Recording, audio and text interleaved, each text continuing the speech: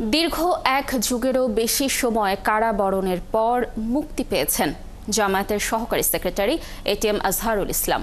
সকাল 9:30টায় শাহবাগের বাংলাদেশ মেডিকেল বিশ্ববিদ্যালয়ের প্রিজন সেল থেকে মুক্তি পেয়েই এক শোকরণা সমাবেশে বক্তব্য রাখেন তিনি।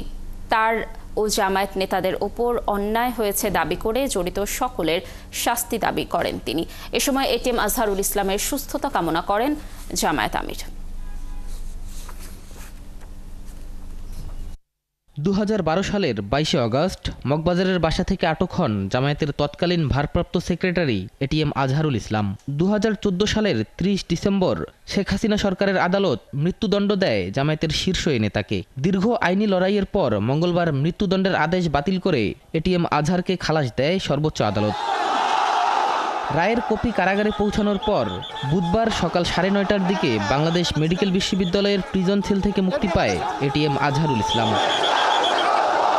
দলের শীর্ষ এ নেতার কারামুক্তি উপলক্ষে তাৎক্ষণিক শুকরানা সমাবেশের আয়োজন করে জামায়াত। সমাবেশের শুরুতেই বক্তব্য রাখেন সদ্য মুক্ত হওয়া এটিএম আজহারুল ইসলাম। আমি এখন মুক্ত, আমি এখন স্বাধীন, এটা স্বাধীন দেশ, আমি স্বাধীন নাগরিক একজন।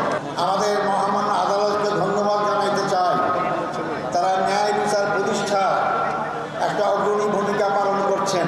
সেই 36 জুলাই 5ই আগস্টে মহাবিপ্লবী নায়কদের জন্য আমি ধন্যবাদ জানাতে চাই।